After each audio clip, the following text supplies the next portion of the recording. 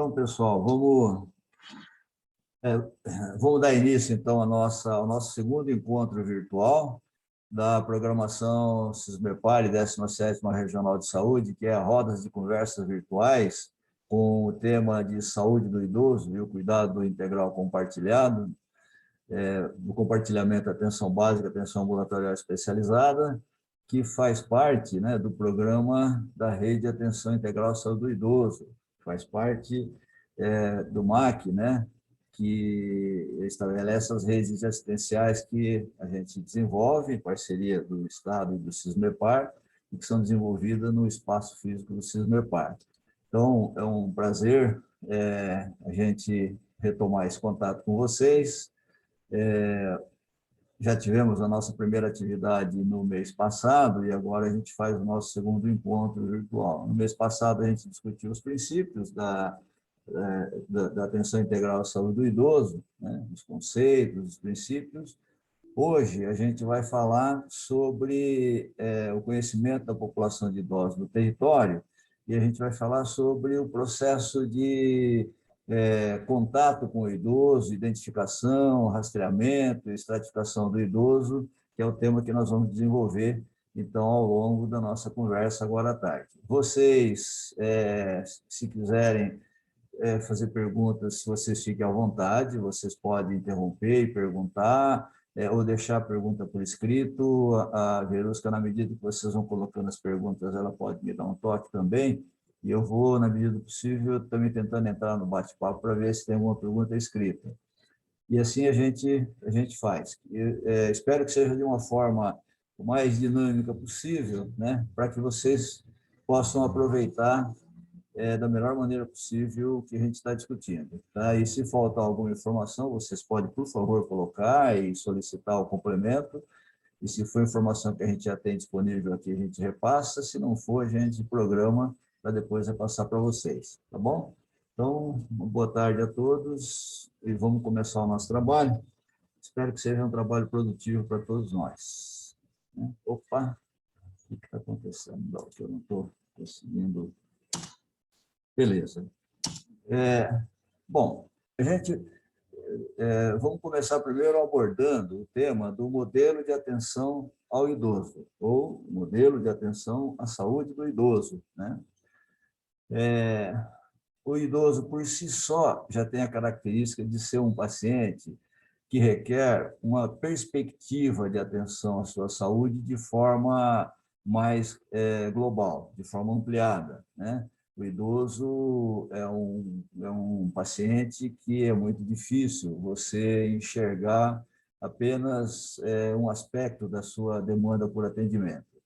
Então, isso já faz com que a gente pense o modelo de atenção de forma bastante diferente do que a gente está acostumado a pensar em relação aos pacientes não idosos, né? Lembrar que o foco do trabalho com idoso é a identificação de riscos potenciais. Nós passamos um pouco por esse assunto, mas só apenas recolocando que o processo de envelhecimento, que é a senescência, que é o envelhecimento normal, que é diferente, né, da senilidade, que é o envelhecimento patológico, mas o processo do envelhecimento em si, ele gera algumas diminuições e algumas perdas funcionais que fazem parte do processo natural do envelhecimento. E que esse processo, obviamente, ele se agudiza e ele ganha um caráter mais agressivo na medida em que o idoso começa a acumular patologias, né, em cima desse processo de envelhecimento. O processo de envelhecimento normal, por si só, não significa perda funcional. Ele não gera incapacidade funcional. A pessoa pode envelhecer, a pessoa vai ter a redução das suas reservas, né, homeostáticas, que poderá interferir no aspecto de que a gente tem algumas pequenas reduções, né, de demandas, mas nada disso atrapalha a nossa funcionalidade. Teve um déficit visual, corrigiu com óculos, teve uma catarata, corrigiu cirurgicamente, e a pessoa continua normal. Teve uma perda auditiva que é senescente, que faz parte do processo de envelhecimento, você pode compensar com o aparelho auditivo, enfim, são coisas que a gente vai compensando e que elas não interferem no funcionamento do idoso. Então, quando a gente vai trabalhar com a população idosa, tanto de forma individual, idoso por idoso, como, e principalmente de forma coletiva, em termos de comunidade, a gente tem que lembrar desse foco que nós devemos trabalhar na busca de riscos potenciais, identificar aquilo que pode trazer algum tipo de prejuízo que, na evolução, pode levar a alguma perda funcional, né? Então, faz com que a gente tenha como lógica monitorar a saúde ao invés da doença, certo? É uma lógica que a gente, na verdade, deveria adotar em toda a assistência à saúde, notadamente na atenção primária à saúde. Como eu estou sozinho aqui na sala, pessoal, eu vou tirar a máscara, que eu acho que fica mais fácil para que eu me comunique com vocês e fica menos cansativo para mim aqui. Então, a gente vai monitorar a saúde ao invés de monitorar a doença. E com isso, a gente também consegue, do ponto de vista de sistema de saúde, direcionar melhor os recursos que a gente vai aproveitar, né, e trabalhando mais nas intervenções precoces.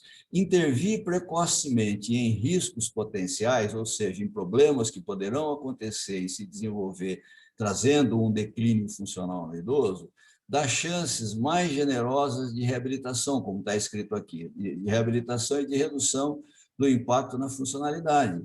Então, o grande foco nosso, quando a gente fala de rede de assistência à saúde do idoso, o grande foco nosso é isso, identificar riscos potenciais, a gente focar na saúde, na integralidade de saúde do idoso, mais do que ficar focando na doença, tentar identificar os problemas com riscos potenciais de forma precoce, isso vai impactar muito na funcionalidade do idoso, isso poderá melhorar a funcionalidade do idoso.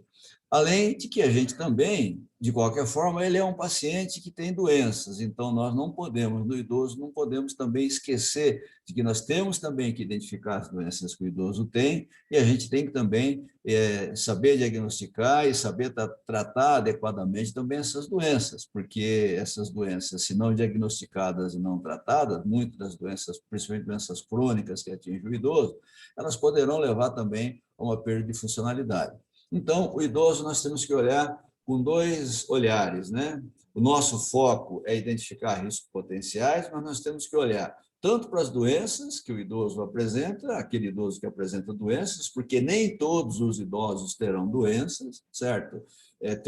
Ser idoso não significa ter doença não significa ser idoso. Mas os idosos que apresentarem patologias, que apresentarem doenças, nós temos que focar nas doenças, diagnosticá-las, identificá-las, controlá-las, tratá-las adequadamente, e a gente tem que focar na capacidade funcional, a gente tem que focar no funcionamento do idoso e naquilo que ele tem de saudável, né? Então, e a gente vai, vocês vão ver que a gente vai devagarinho detalhando isso, que nós vamos fazer esse foco, trabalhando com as suas tarefas diárias, né? Vendo qual é o seu grau de satisfação em relação às suas funções básicas, investigando como que está essa função básica, né? Para que a gente possa perceber qualquer sinal de declínio, isso nós vamos também conversar melhor no desdobramento, né? E a gente tem que cuidar tanto das funções básicas, como, por exemplo, se alimentar, tomar banho, fazer transferência, se higienizar, como nós temos que também nos concentrar investigar e trabalhar também as funções mais complexas, como trabalho, lazer, né, espiritualidade, né, a sua capacidade de controlar dinheiro, de fazer as atividades junto à sua comunidade, de seu relacionamento com a família, com os amigos e tal, que são coisas complexas que vão influenciar também na capacidade do idoso, né? Então, o modelo de atenção do idoso ele tem que ter esse foco, certo? Voltado para essas questões, para essa forma de olhar o idoso. Os princípios para a gente desenvolver isso bom, o primeiro princípio, nós temos que conhecer profundamente a nossa população usuária, tá? Veja só, o idoso, ele não é um ser, digamos, como qualquer outro paciente, ele não é um ser alheio à realidade tanto a realidade nossa, a realidade do nosso serviço, como a realidade de onde ele está. Todo idoso mora numa casa, numa rua, num bairro, numa quadra de um bairro, de uma região da cidade, certo? Então, ele está inserido nesse contexto. Nós temos que conhecer como é que é essa realidade do idoso, né? Que é uma forma da gente começar a romper com esse conceito que nós temos muito forte na saúde, que é a gestão da saúde baseado na oferta. Como é que é? Isso significa o quê? É aquele trabalho que a gente faz muito, né? Que é o trabalho ambulatorial, que a gente fica, digamos, sentado, ou a gente fica num prédio fixo e as pessoas vêm procurar atendimento na medida em que elas se sentem doentes. Nós temos que romper com isso, nós temos que entender o contexto em que, no caso do idoso, principalmente, o contexto que ele está inserido, para que a gente não trabalhe de forma fragmentada. O idoso é um paciente que não dá para trabalhar de forma fragmentada. É o joelho que tem uma gonartrose, é a pressão que não controla, é a diabetes. Se a gente for pegar, um só cuida da diabetes, outro só cuida da pressão, outro só cuida do joelho, outro só cuida, quer dizer, a gente vai fragmentar esse idoso, e se no paciente jovem isso já é complicado, no paciente idoso isso é simplesmente falimentar, né? Então, conhecer a estrutura dessa população usuária, trabalhar, então, com a gestão da assistência do idoso baseado nas suas necessidades, né? E com isso nós vamos ter que fazer o quê? Identificar as pessoas e os grupos. Ora, todo idoso mora numa família e você tem vários idosos que moram, às vezes, no mesmo bairro, na mesma região. Então, nós temos que identificar esses idosos, né, e ver quais são as suas necessidades e quais são as necessidades que são semelhantes e que eles vão ser atendidos, né, utilizando a tecnologia e os recursos que a gente tem. Agora, não dá para atender todo mundo ao mesmo tempo, do mesmo jeito, em pé de igualdade. Então, a gente tem que trabalhar com o conceito de estratificação de risco, que é o princípio da discussão da linha guia, o princípio da discussão do MAC como um todo, né, que a gente vai trabalhar estratificando o risco. Veja, o idoso requer um olhar que não é um olhar somente voltado para as doenças, mas é um olhar voltado para a sua funcionalidade. O idoso, ele faz parte de um contexto, ele está inserido em um contexto que não é só a sua característica individual, e que não é, e que cuja demanda, cuja necessidade real de atendimento que ele tem não é só atender aquelas dores ou aquelas intercorrências específicas de cada patologia que ele tem, que é a tal da gestão por demanda, né, e é a tal da gestão fragmentada. O idoso requer com que a gente identifique esse idoso de forma coletiva, inclusive, na sociedade. Para a gente fazer isso e para a gente, com isso, dar a cada um o atendimento que ele realmente precisa, nós temos que fazer uma estratificação de risco desse idoso. Então, começa aqui o primeiro princípio mais específico da nossa discussão, que é discutir o conceito, né, de estratificação de risco. E nós vamos ter, no caso do idoso, né, o idoso robusto, o idoso em risco de fragilidade, o idoso frágil, ou colhendo ele como um paciente, né, um paciente de baixo risco, de médio risco ou de alto risco. Certo? Essa estratificação ela é muito importante para que a gente organize o processo de atendimento. Senão, a gente fica que nem aquele cidadão que queria tirar água do rio com uma cesta, né? Ia lá, enchia a cesta de água, a hora que ele chegava na margem do rio, já tinha vazado toda a água da cesta, ele tinha que voltar a pegar. Ou aquele cidadão que quer acabar com toda a terra do mundo abrindo um buraco no chão, né? Ele vai tirando terra e nunca acaba, né? Então, ou como se costuma dizer hoje em dia, a gente fica enxugando gelo, né? A melhor forma da gente parar de enxugar gelo e da gente parar de ficar andando em círculo no atendimento dos pacientes, a melhor fórmula para isso é a gente trabalhar com estratificação de risco, que é a forma de organizar esse nosso atendimento. Muito bem, então esse é um princípio geral que a gente tem que seguir, certo?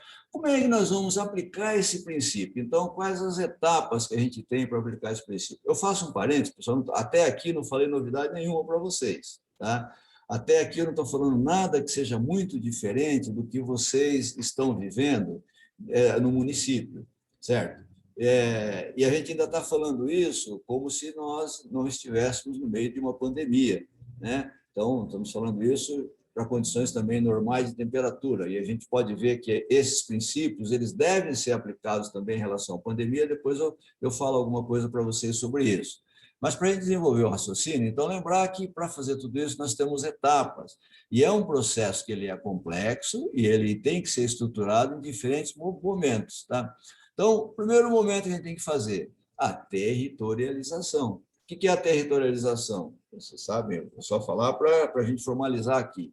Mas é nós pegarmos a nossa cidade, dependendo do tamanho da cidade, dividirmos a nossa cidade em regiões, dependendo do tamanho dessas regiões, dividir essas regiões em áreas de atuação, né? É aquele princípio do saúde da família, em que a gente vai ter, se for a equipe de saúde da família, cada área de atuação dessa, nós vamos ter uma equipe cobrindo aquela área. E essa área ainda vai ser dividida em sub-áreas, né? Que vão ser cobertas a partir da divisão dos agentes comunitários de saúde. Isso é territorialização, ou seja, a gente pode, usando essa organização da territorialização, a gente pode, cada equipe de saúde da família, dividindo as suas sub-áreas por agente comunitário de saúde, cada agente comunitário de saúde pode ter um número X de idosos cadastrados na sua área de acompanhamento.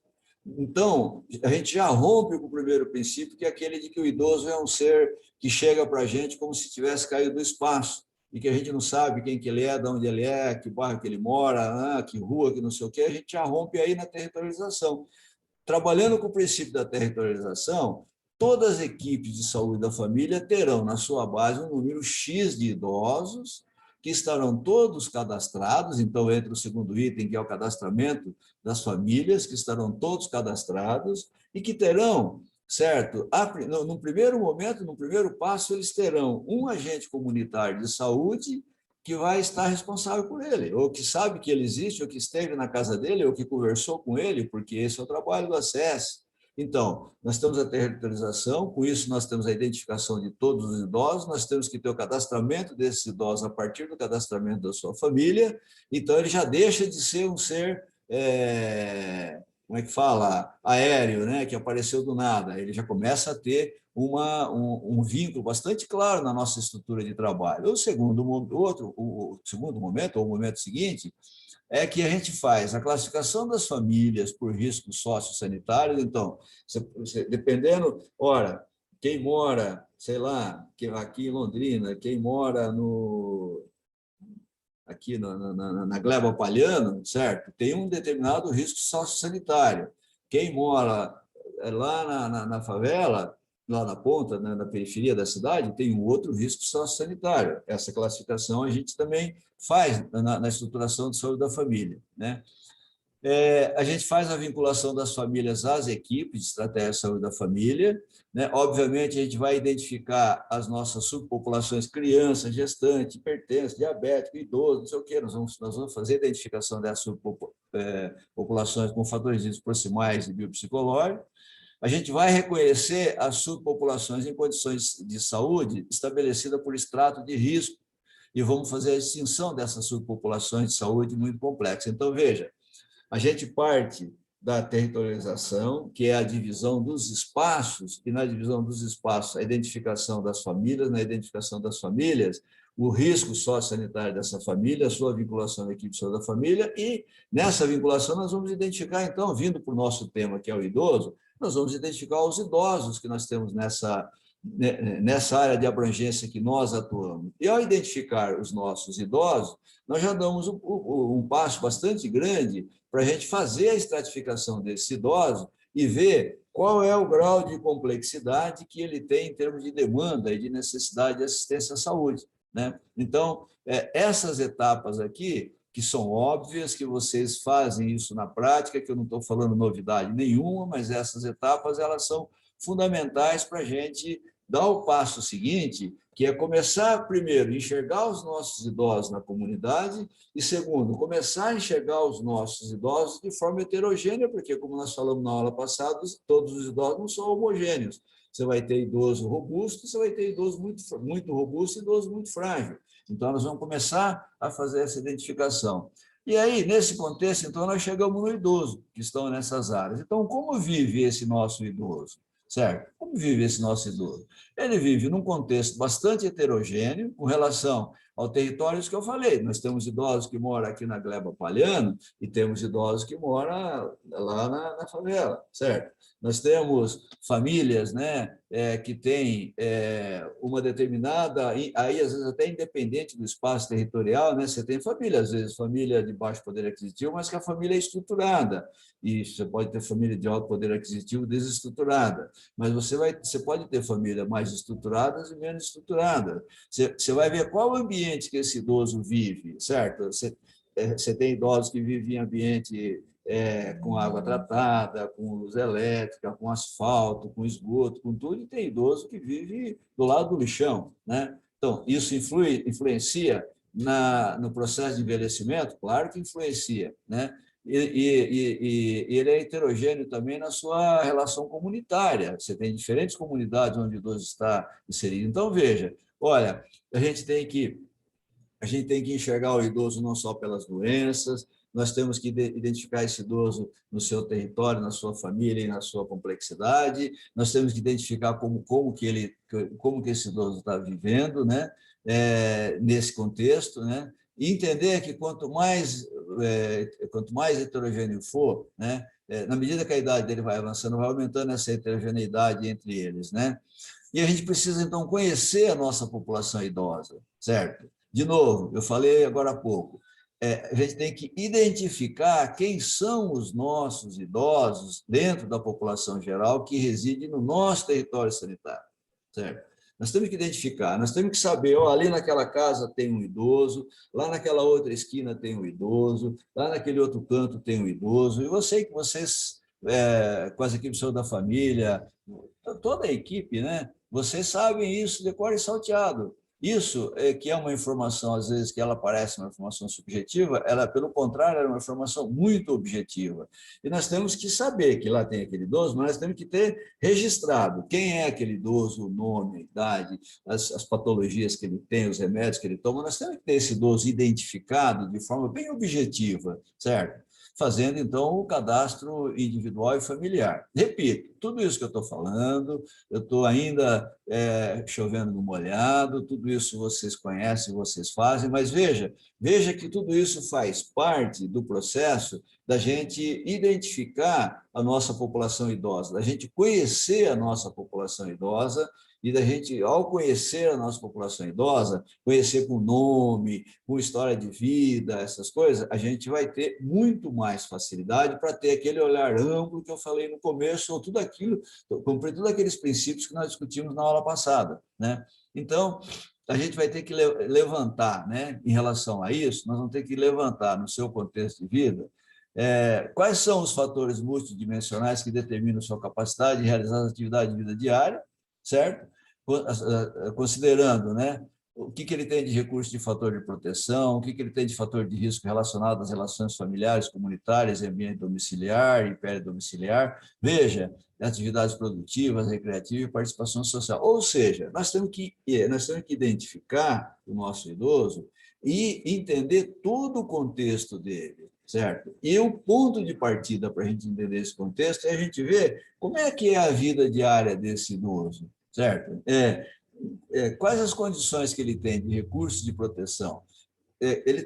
Que fatores de risco que ele tem, certo? Em relação à sua condição familiar. Ele tem suporte familiar? Não tem suporte familiar? Em relação à sua condição comunitária. É uma comunidade que tem suporte social? Exemplo, a comunidade tem uma igreja que tem grupos de acompanhamento, que tal, e que aí eles conseguem identificar os idosos com mais necessidades e conseguem dar retaguarda para esse idoso acompanhar. Esse idoso, mesmo que ele seja um idoso, que ele tenha uma condição socioeconômica muito ruim, mas numa comunidade que tem uma rede de proteção como essa que eu estou descrevendo, ele é um idoso que ele já está com a chance de ter uma condição melhor, de ter um risco um pouco mais diminuído. E por aí vai. Então, veja que a gente tem que responder essa pergunta: como vive o nosso idoso, certo? Que característica que tenha a condição de vida deste nosso idoso, que é uma informação bastante importante, né? Aí, para a gente fazer uma melhor recorte, né, dessa conceituação, eu achei interessante, isso aqui está no risco, né, na guia de rede, né, de saúde do idoso lá da CESA, né, da Secretaria Estadual, em que eles dão esses dois gráficos, essas duas tabelas, uma que fala do matriz dos pontos de atenção da retenção e integração do idoso, que nós vamos ter a atenção primária, a saúde, que é onde vocês estão, e a atenção secundária, que é onde nós estamos aqui, né? Então, veja bem, aí na atenção primária, quais são os pontos de atenção à saúde do idoso que a gente tem que ter? O domicílio, veja que quando a gente fala de assistência à saúde do idoso e quando a gente fala de romper com a lógica de atendimento por demanda e atendimento fragmentado, a gente fala na lógica de que nós vamos sair de dentro do nosso conforto de trabalho, né, de ficar sentadinho aqui esperando o problema chegar, e nós vamos sair e vamos até eles. E o primeiro lugar que a gente vai para fazer, o primeiro ponto de atenção à saúde do idoso é o domicílio, certo? E quando a gente vai no domicílio, certo? O ideal é que a gente vá no domicílio antes dele ter tido a necessidade de vir no posto, né? Na unidade de atenção primária, né? Não é, ou na equipe de saúde da família. Nós também vamos no domicílio com aquele idoso que a família veio procurar porque ele está acamado, está precisando de atendimento. Também é um ir até o domicílio, mas já tem um caráter diferente, né? Nós fomos demandados, né? Já foi por demanda. O ideal é quando a gente vai antes de acontecer a demanda, que é ir lá, então saber, aqui tem um idoso, ele se chama assim, ele tem tal idade, ele tem tal característica, tal doença, toma tal remédio, trabalhou de tal forma, sei o quê, sabe? É ir no domicílio, né? Então, o domicílio é um primeiro ponto de atendimento. O posto de saúde, a unidade básica de saúde, a unidade de atenção primária à saúde, a gente deu o nome que a gente quiser, mas é o nome a unidade de atenção primária à saúde, né? É o segundo posto de atendimento, ponto de atendimento desse idoso. E o outro ponto de atendimento, para quem ainda tem, ou para quem tem, né, são os NASF, né, os Núcleos de Apoio à Saúde da Família, que são, então, na atenção primária, nós temos esses 3 momentos, que são momentos em que nós vamos entrar em contato com o idoso, né? E esses momentos eles acontecem dentro do território sanitário, tá? Da área de abrangência daquele idoso, né? O domicílio ele está na microárea, certo? A microárea por quê? Porque aqui ele tem como ponto de referência para a equipe de saúde da família ou para a equipe de atenção básica um agente comunitário de saúde. Essa microárea, por sua vez, está numa área de abrangência do município, certo? Que nessa área de abrangência, é a área de abrangência dessa unidade de atenção primária à saúde, e nessa área de abrangência dessa unidade de atenção primária à saúde, também você tem como área de abrangência um núcleo de apoio à saúde da família. Então, esses são os pontos, digamos, objetivos, né, em que você tem o atendimento do idoso, né? E vai ficar na retaguarda da atenção primária, obviamente, nós aqui no ambulatório de atenção especializada, na atenção secundária, e isso acontece a nível de regional de saúde, certo? E quando a gente fala regional de saúde, nós estamos falando da 17ª regional de saúde, mas estamos falando da regional de saúde como região de saúde, certo? E que a 17ª regional de saúde trabalha no atendimento do idoso, materializando esse atendimento aqui no Cismepar, tá? Então, veja, esses são os pontos de atenção. Tudo aquilo que eu falei agora nos primeiros slides, nós vamos fazer nesses espaços. E aqui eu achei interessante colocar, talvez vocês já conhecem, mas achei interessante colocar, essas ações de atenção primária à saúde no atendimento do idoso. Qual é a ação, que instrumento que nós vamos utilizar, quem é o profissional que faz essa ação, certo? Qual é o profissional que faz essa ação, e com as observações. Então, veja, certo? Na atenção primária à saúde, a gente pode, primeiro, fazer o rastreio dos idosos frágeis. Bom, para nós fazermos o rastreio, nós temos que saber que o idoso existe. Para saber que o idoso existe, tem que cumprir todas aquelas etapas que eu falei até agora, certo? Então, a gente tem que fazer o rastreio. A gente pode utilizar, muito embora a recomendação agora é que vai se concentrar no IVCF 20, mas a gente pode utilizar o VES 13, que era utilizado anteriormente, que é um instrumento que pode ser aplicado pelo ACS, pelo agente comunitário de saúde, e que vai fazer uma classificação de rastreio. Aqui não é uma estratificação ainda, é um rastreio. O que ele vai tentar rastrear aqui? Ele vai tentar rastrear o idoso que, eventualmente, tenha risco que seja frágil, tenha risco de fragilidade, certo? Ou ele vai tentar ver, na sua microárea, fazer a separação dos idosos. Eu tenho aqui o seu Benedito, a dona Antônia, a dona Aparecida, o seu Chico, não sei o quê, que são robustos, certo? que estão bem, ó, ele não tem dependência, ele tem autonomia e tem independência. Esse conceito nós discutimos no encontro passado, certo? Então, agora, tem aquele, ali nós temos lá o seu fulano, dona ciclana, beltrano e tal, que um tem sarcopenia, o outro está tomando lá 7, 8 medicamentos, o outro está tendo queda, então esses estão em risco de fragilidade. Mas, em compensação, tem aqui nesse outro lado, aqui o seu fulano, esses aí eles não conseguem, eles dependem de alguém para fazer quase tudo. Essa diferenciação você faz como rastreio, e essa diferenciação ela pode, a grosso modo, já ser feita pelo ACS, tá? Que vai trazer no seu relatório, aqui para a unidade básica de saúde, para a enfermeira, supervisora da unidade básica de saúde, ou para a enfermeira da equipe saúde da família, ele vai trazer esse relatório. Olha, eu tenho o seu fulano, beltrano, ciclano assim, robusto, a dona Beltrana tal, que ela não está muito legalzinha, pode ser que tenha fragilidade, se conseguir aplicar o VES13 vai vir com o resultado, e tem esses aqui que, olha, eles dependem de gente para fazer. Esse já é um primeiro rastreio que você faz, né? Aí, a enfermeira é que vai, então, qual a segunda ação desencadeada por essa primeira? Fazer o agendamento da primeira consulta na atenção primária de acordo com a classificação que foi obtida pelo VES13. Quem faz isso? A enfermeira, certo?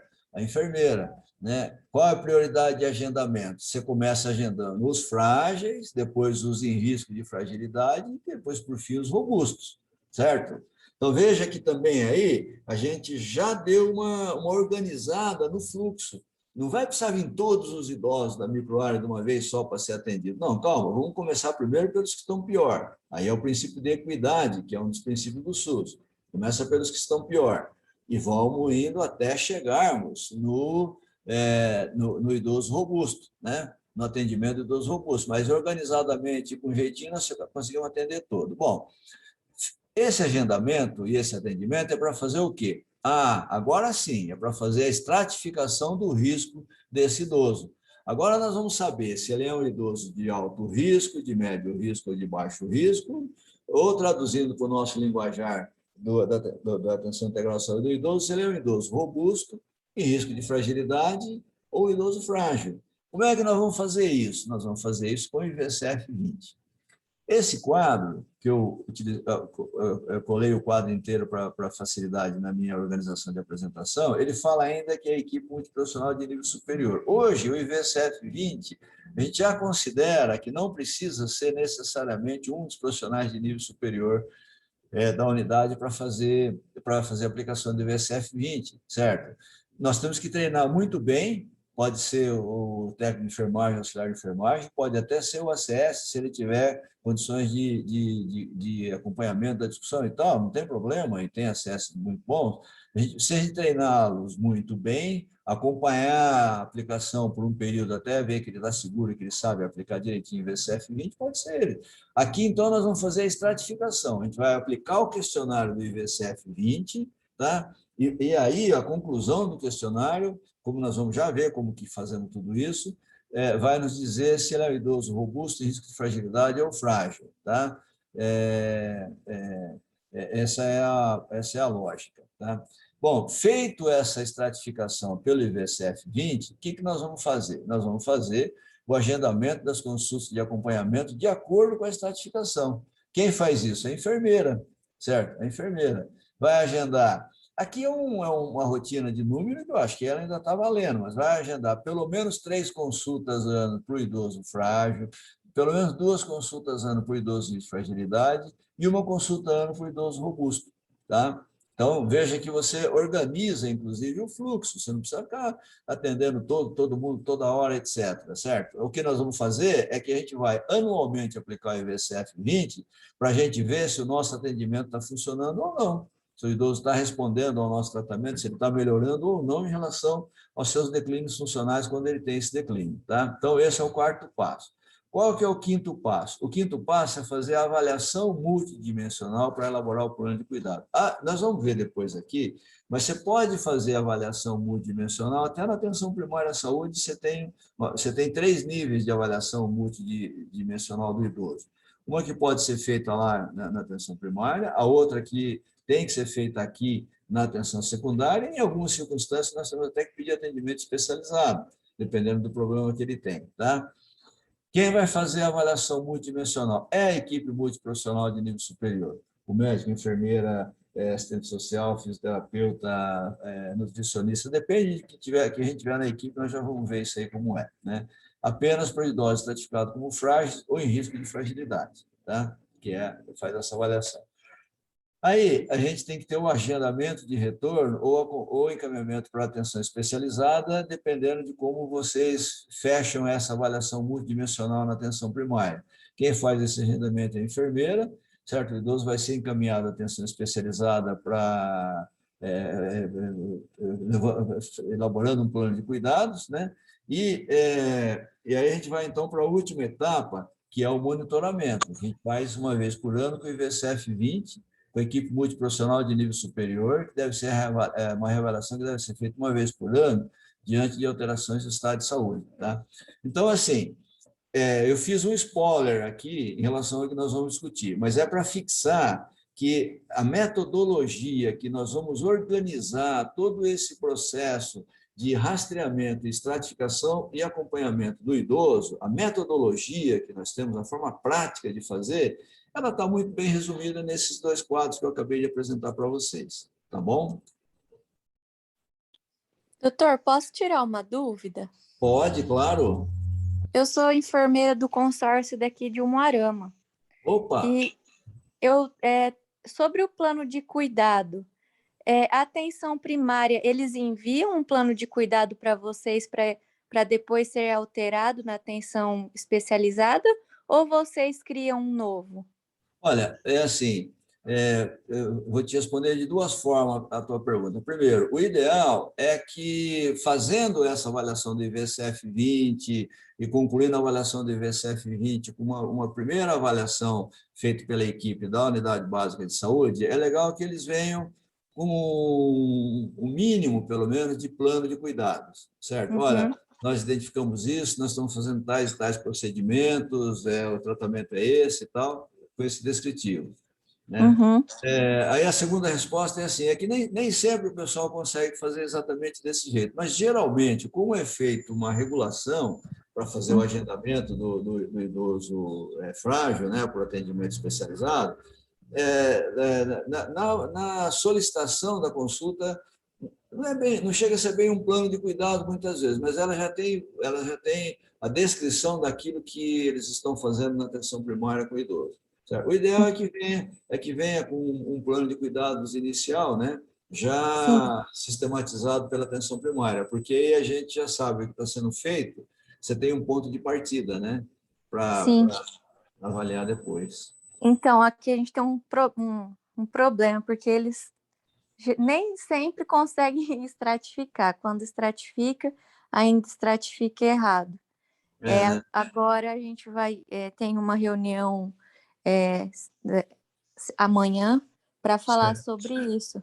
E aí até eu vou falar, né, sobre colocar o que são feito com esses idosos lá na atenção primária, porque às vezes a gente chega aqui perdido, porque o idoso ou o cuidador nem eles sabem nos dizer o que está acontecendo com eles lá no município. Isso é um problema. Às vezes pode chegar sem nem saber nem que remédio que está tomando, né? E aí Sim, já complica. Então, eu acho que são 2 coisas de novo, né? Um é o seguinte: a dificuldade de estratificação, eu acho que é ver se o pessoal realmente está muito bem treinado no IVCF 20, né? Eu acho que vale a pena a gente, de tempos em tempos, repetir o treinamento do IVCF 20, porque também as equipes, elas têm é muito comum ter um certo rodízio de muda, membros né? da equipe, né? Eles acabam mudando. E às vezes chega gente nova que ainda não está familiarizada com o instrumento e familiarizada com a metodologia, né? Então, acho que isso é uma coisa. E a outra coisa, eu acho que é combinar, fazer de comum acordo com o município, tipo, como se fosse um impresso, um instrumento, sei lá, em que devesse preencher alguns campos e que, mesmo que não seja um plano de cuidados bem estruturado, mas que preencha alguns campos com as informações que são as mais importantes, para que a hora que ele vai pedir a regulação, esses campos têm que estar preenchidos, né? E aí, na hora que a gente faz a regulação, se deixa depois essa informação no sistema, Se houver alguma dúvida, na hora de atender o paciente, entra no sistema e vê o que estava escrito na regulação. Ou pedir para eles darem por escrito mesmo para o paciente trazer. Porque isso é importante, né? Senão a gente realmente...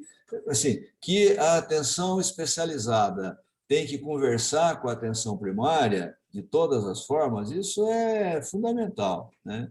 Sabe, grupo de WhatsApp, impresso, conversa por telefone mesmo, a equipe especializada, de vez em quando, ou descer em alguns municípios para ver o atendimento lá, ou a equipe dos municípios vir até a atenção especializada para passar uma manhã junto. São coisas que ajudam, viu? Ajudam bastante a romper essa dificuldade. Certo? Beleza. Como é que é o seu nome? Carol. É Carol. Carol, sim, Carol. Legal, obrigado pela pergunta. Obrigada a você. Imagina. E aí, então, tudo isso nós vamos fazer por quê? Porque o nosso objetivo é, como nós falamos lá no começo, tentar focar cada vez mais na saúde do que na doença, né? O que é a saúde para o idoso? Só recapitulando que isso nós falamos bastante na primeira conversa, né?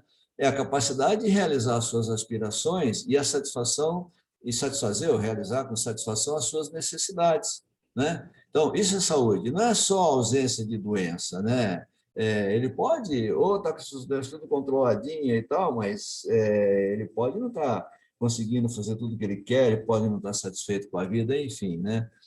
E o que a gente tem que medir? Não esquecer nunca disso, né? A primeira linha aqui de cima são as atividades instrumentais da vida diária. Então, comer, fazer sua própria comida, controlar seu dinheiro, tomar seu remédio. Esse aqui, que é esse? Esse aqui é fazer os serviços mais pesados, fazer os serviços mais leves ou vice-versa, né? Conseguir viajar e andar por conta própria, sair, andar na cidade, andar no bairro, andar na rua, atender telefone e anotar recado certinho, né? Fazer compra, essas são as instrumentais. E essas aqui são as básicas, né? Tomar banho sozinho, vestir roupa, ir no banheiro sozinho, fazer as necessidades, fazer a transferência, sair da cama para a cadeira sozinho, ter continência, né? Portanto, não ter incontinência urinária e comer sozinho. Então, isso aqui, certo, é o que a gente tem que buscar sempre para os nossos idosos. Isso aqui é o normal, tá? Declínio funcional não é normal da velhice. Perder uma dessas ou várias dessas funções aqui, essas são as funções básicas nossas.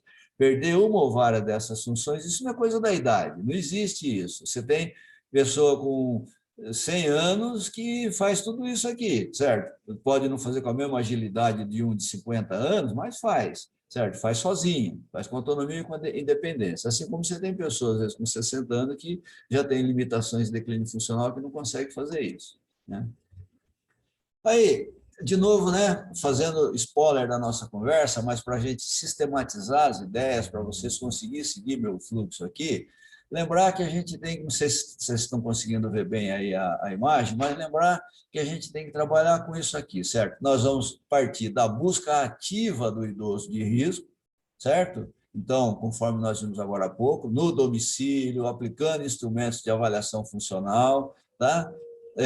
Com essa busca ativa, nós vamos tentar identificar os idosos de risco, certo? Lá na casa dele, já, certo? Esses idosos de risco, nós vamos fazer a avaliação multidimensional do idoso inicial, que é o IVCF-20, aplicar o questionário do IVCF-20, certo? O questionário do IVCF-20 vai nos dar, aí sim, uma estratificação. Aqui a gente já estratifica o idoso.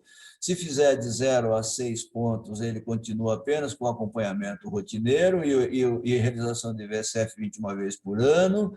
Se ele fizer de 7 a 14 pontos, se ele tiver sinal de alarme, se ele não tiver sinal de alarme, ele vai para esse grupo do 0 a 6 pontos. Se ele tiver algum sinal de alarme, ele vai para o grupo de mais de 15 pontos. E o mais de 15 pontos, então, que é o idoso frágil, esses nós vamos fazer avaliação multidimensional, primeiro intermediária, que ela pode até ser feita na própria unidade básica, né? Se tiver equipe para fazer essa avaliação multidimensional, ou ele vai ser encaminhado, né? E a recomendação é que o idoso frágil, principalmente, seja encaminhado para fazer a avaliação multidimensional do idoso avançada ou especializada, que é o atendimento daqui no ambulatório especializado. Então, toda a nossa conversa ela vai ser para a gente conseguir permear esses caminhos aqui e para a gente ter como desfecho esse primeiro quadro aqui das figurinhas, tá? Que é que é a saúde do idoso, tá? Então, esses são os caminhos, né? Esse aqui eu não vou entrar em muitos detalhes, mas é o VES 13, que a orientação mais recente é da gente gradativamente talvez ir parando com a sua utilização e concentrando no IVSF 20, que dá informações mais precisas para a gente. O VES 13 ele avalia a idade, a autopercepção de saúde, as limitações físicas do idoso e a ocorrência de incapacidade. Basicamente, ele avalia, vamos dizer assim, naquela lógica da gente avaliar autonomia e independência, ele avalia parte da independência, ele não avalia nada da autonomia. Autonomia é capacidade de decisão, tá? O cognitivo, principalmente. Então, ele não avalia nada do cognitivo aqui, né? E ele dá uma pontuação, que é essa pontuação aqui, né? Baixo risco é quando ele faz menos de 2 pontos aqui, certo? 2 pontos ou menos. Médio risco, quando ele faz nessa computação aqui de 3 a 6 pontos, e alto risco, ele vai ser um idoso frágil quando ele faz mais de 7 pontos. Então, na lógica mais tradicional, o ACS aplicaria o VES 13 no domicílio e o idoso com VES 13 maior do que 7 seria o primeiro a ser encaminhado para a UBS, para na UBS, então, a gente começar a fazer a avaliação. Certo? Bom, então, a gente aí vai começar, então, a discutir, né, os fatores multidimensionais que vão ser determinantes na saúde do idoso. Como é que a gente conhece esses fatores? Como é que a gente identifica esses fatores? O instrumento mais prático, mais lógico, que é um instrumento brasileiro, é um instrumento nacional, desenvolvido pela equipe do Dr. Edgar Nunes lá, Dr. Edgar Nunes e Lana, né, doutora Lana, lá na UFMG, certo? É o índice de vulnerabilidade clínico funcional IVSF 20. Ele tem a vantagem de juntar, como nós vimos na discussão passada, né, de juntar os conceitos da Linda Fries, né, com os conceitos do Rockwood, né, que o Rockwood que ainda faz uma compartimentalização um pouco maior do idoso, né, das perdas funcionais do idoso. O IVSF 20 ele meio que junta os dois e ainda acrescenta informações. Então, ele é o instrumento, na minha opinião, certo? E na opinião da César, porque é ele que é utilizado como referência para a gente, ele é o instrumento mais completo que a gente tem para fazer a primeira estratificação ou a primeira avaliação de fatores multidimensionais que vão interferir na saúde do idoso, tá? Então, ele é desenvolvido a partir do modelo multidimensional de saúde do idoso e ele serve para rastrear a fragilidade da pessoa idosa, tá? Então, o IVSF-20 é o quê? É um questionário que a gente aplica, certo? E que dá uma pontuação e que essa pontuação vai nos permitir identificar a pessoa idosa e nós vamos, daqui para frente, falar um pouco sobre isso, tá? Então, ele é um instrumento de caráter multidimensional, certo? Então, multidimensionalidade é aquela primeira coisa que eu falei, que a gente não olha só as doenças, nós temos que olhar o funcionamento do idoso. Então, ele é multidimensional, ele é válido, porque foi validado inclusive com critérios internacionais, é confiável porque ele tem um bom índice de confiabilidade no seu resultado, ele é muito simples porque é fácil de ser aplicado, é de rápida aplicação, certo? E pode ser utilizado por qualquer profissional de saúde ou até mesmo pelo próprio idoso. Então, aquele conceito de que o IVSF 20 era só para o profissional de nível superior, ele já não vale mais, ele foi simplificado para que qualquer profissional de saúde devidamente treinado possa aplicá-lo. O treinamento é importante porque para não ter nenhum viés, né, na hora de ter o resultado final. Ele apresenta uma considerável correlação com a avaliação multidimensional do idoso, que aí é a avaliação mais especializada, vamos dizer assim, né? E ele tem um alto grau de sensibilidade e considerável especificidade, ele também tem é bem específico para a gente identificar o idoso de risco. Ele é sensível e específico para identificar o idoso de risco. Além de reconhecer o idoso de risco, o IVSF 20, por si só, é capaz de sinalizar algumas intervenções que podem ser implementadas independente de realização de uma avaliação geriátrica, geroncológica especializada. Veja só, certo? Aqui a gente, com essa discussão e com o IVSF-20, a gente amplia o conceito de avaliação multidimensional do idoso para não ficar restrito a ser um conceito que essa avaliação multidimensional do idoso ela só possa ser feita ou por geriatra ou por gerontólogo. Tá? Na verdade, o IVSF-20 ele pode ser aplicado por profissionais treinados, certo?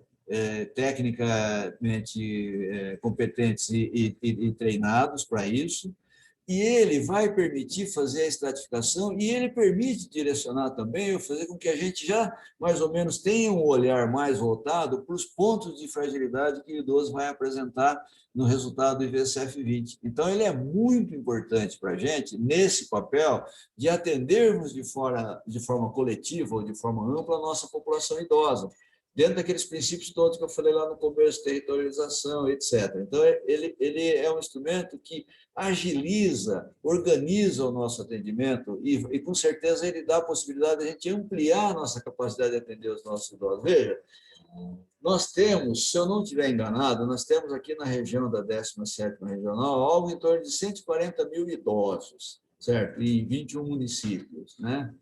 Eu acho que é isso. Não, acho que eu não tô, aí acho que não está. Não, claro, aí não está entrando, me parece que não entra os idosos de Londrina. Mas mesmo que entre, imagina, nós não temos estrutura. Imagina atender 140 mil idosos com uma referência secundária. Não existe estrutura em condições de fazer um atendimento desse, seria uma burrice e uma perda de dinheiro, um desperdício, e que nós não estaríamos efetivamente fazendo nada de concreto para melhorar a saúde do idoso. Com esse instrumento, a gente pode organizar esse atendimento, certo? Começar a identificar primeiro aqueles que precisam mais, que é o princípio de equidade, né, do Sistema Único de Saúde. Então, essas são as características do IVSF-20, que são características bastante positivas. E o que é o IVSF-20? Bom, ele é multidimensional, e ele avalia 8 dimensões preditoras de declínio funcional e de óbito no idoso, certo? Isso que é importante. Veja, ele trabalha com grupos funcionais que nós vamos avaliar se estão normais ou não, se estão bem ou não, certo? Conforme as respostas que as pessoas vão dar. Portanto, ele avalia 8 dimensões que são preditoras de declínio funcional ou até mesmo de óbito em idoso. Quais são essas 8 dimensões? A idade, certo? Que a gente sabe que a idade por si só não significa fragilidade, né? Nós vamos ver pelo IVSF, que é a partir de 75 anos que começa a pontuar na idade, né? Ele é o primeiro item. O segundo, a autopercepção de saúde, como que o idoso está vendo a sua própria saúde em relação aos demais da sua idade, certo? Então, ele avalia isso, certo? Ele avalia as atividades de vida diária, fazendo perguntas relacionadas a 3 atividades instrumentais de vida diária e uma atividade básica de vida diária, que é a de você comer sozinho, né? Então, ele avalia isso, tá? Ele avalia a cognição, a parte cognitiva, ele faz perguntas relacionadas à parte cognitiva. Ele avalia o humor e o comportamento, porque ele faz perguntas relacionadas ao humor e ao comportamento, e tudo isso aqui baseado no DSM-5, baseado nos instrumentos de perguntas que normalmente são feitas. Ele avalia a mobilidade, porque ele avalia alcance, pressão e pinça, ele avalia a capacidade aeróbico-muscular, quando ele faz a avaliação da marcha, né? Ele avalia da velocidade da marcha, quando ele faz a avaliação da circunferência da panturrilha, se tem sarcopenia ou não, e ele avalia a marcha, a condição da marcha, e avalia a continência esfincteriana, então ele avalia a mobilidade. Avalia a comunicação, com perguntas relacionadas à visão e à audição. Ele avalia a presença de comorbidades múltiplas, avaliando se tem polipatologia, polifarmácia ou se tem internação recente. Então, esse é o perfil do IVSF-20, esse é o caráter multidimensional que ele tem, né? Então, os marcadores de fragilidade clínico-funcional, que são as 8 dimensões de saúde do idoso, então são essas aqui, como vocês estão vendo aqui do lado, aqui nesse fluxograma aqui, né? A idade, a autopercepção de saúde, a atividade da vida diária, a cognição, humor, mobilidade, comunicação e comorbidade múltiplas, que é o que ele avalia. E ele ele subdivide isso em 15 dimensões de saúde, né? E, conforme a resposta, de 0 a 7, ele é um idoso de baixo risco, né? De baixa vulnerabilidade clínico-funcional. De 7 a 14, ele é um idoso de moderada vulnerabilidade clínico-funcional. E acima de 15, ele é um idoso de alta vulnerabilidade clínico-funcional, certo? E aí a gente vai ver, vai fechar o diagnóstico vendo nesses quadradinhos de baixo aqui, que estão aqui embaixo, né? Vendo qual campo desse que está comprometido conforme a resposta do IVCF-20. Tá? E a hora que você vai pegar lá para fazer o atendimento especializado, se você tiver essa informação, você já vai mais ou menos direcionado para os pontos em que ele teve resposta negativa, resposta ruim, onde ele pontuou, vamos dizer assim, né? Então, o IVCF-20, ele nos dá a possibilidade do quê? De identificar o idoso frágil, ele tem a identificação de idosos frágeis por profissionais de saúde, não especialistas de geriatria e gerontologia. Tá? Então, não precisa ser um geriatra ou um gerontólogo para aplicar o IVSF-20 e, com base na somatória final dos pontos, identificar quais são os idosos frágeis. Tá? Então, ele dá esse grande handicap, certo? Só aí a gente já ganha um tempo e um volume de trabalho enorme que a gente ganha com isso, né? Ele possibilita a gestão da população de risco, então nós vamos identificar a população de risco, vamos trabalhar os cuidados dessa população, né? Elaborando políticas públicas específicas conforme o diagnóstico populacional. Ele facilita o planejamento da demanda programada, como eu falei agora há pouco, né? Você não precisa trazer todos os idosos de uma vez só e todo mundo fazendo consulta todo mês. Não, você vai organizar pelo grau de fragilidade, né? Porque ele define os idosos que necessitam de atendimento diferenciado na atenção primária, e ele dá critérios padronizados que vai possibilitar compartilhar o cuidado para atenção especializada de saúde do idoso. Então, é um instrumento que ele tem essas vantagens aqui, né? Que a gente pode resumir nesse fluxograma aqui, né? Desvantagem do IVCF-20 na macro e na microgestão da clínica do idoso. Então, o IVCF-20 ele possibilita, na atenção primária, aí com vocês, o que ele possibilita? A identificação do idoso frágil, estratificação de risco, a indicação de intervenções interdisciplinares capazes de melhorar a autonomia e independência do idoso e de prevenir declínio funcional, institucionalização e óbito. Tá?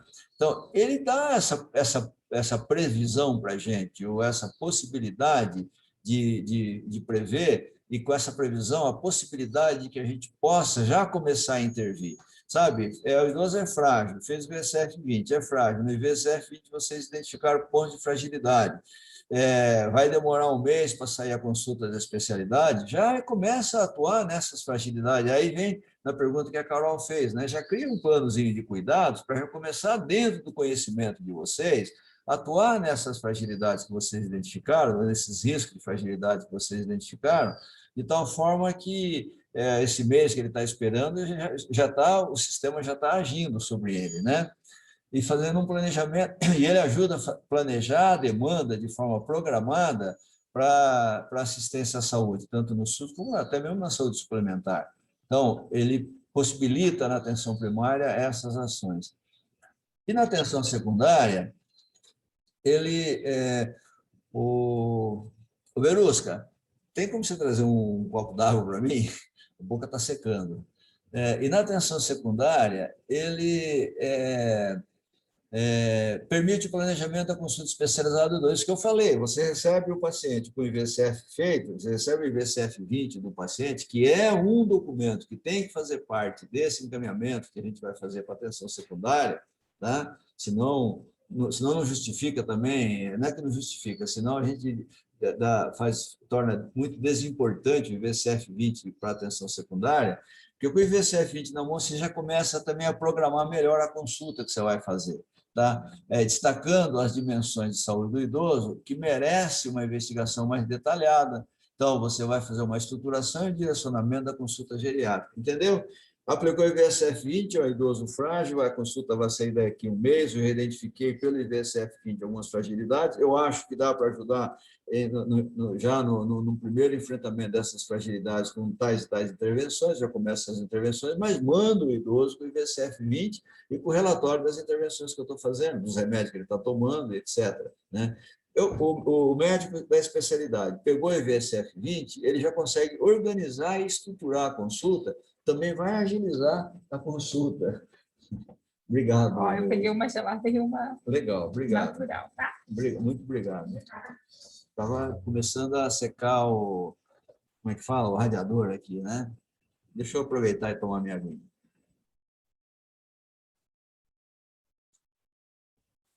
Bom, então essa é a importância do IVSF-20 para a atenção secundária. Aqui, obviamente, está ilegível, ficou pequeno, mas depois eu vou passar os pedaços dele aqui para a gente também conversar sobre isso. É o IVSF-20, né, que vocês conhecem muito bem. E os pontos de corte do IVSF-20, né, de 0 a 6, é o idoso de baixo risco, de vulnerabilidade clínica funcional, a prioridade para a realização da atenção multidimensional do idoso, ela é baixa. O que a gente vai fazer? Vai fazer o acompanhamento rotineiro na atenção primária à saúde e ações promocionais, preventivas e curativas.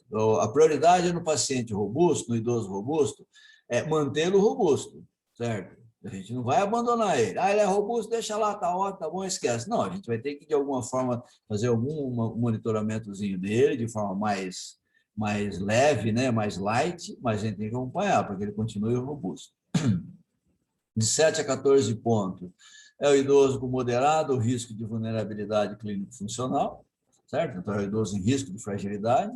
A prioridade para a realização da avaliação multidimensional é média, e a gente tem que fazer uma avaliação multidimensional do idoso na atenção primária à saúde, tá? Com ações visando recuperar ou manter a funcionalidade. Então, esse aqui, se ele poderá ficar na atenção primária, ele poderá ser encaminhado também para a atenção secundária, mas você tem que avaliar aí, fazer uma avaliação multidimensional, ver se ele não tem nenhum sinal de alerta muito importante, ou se ele tem algum sinal de alerta importante, ainda que ele esteja com risco moderado. Esse aqui é o idoso que ainda não perdeu autonomia e independência, mas que já tem, como nós já vimos, vamos ver, né, já tem os sinais de alerta, ou sarcopenia, ou polipatologia, ou polifarmácia e tal, tá?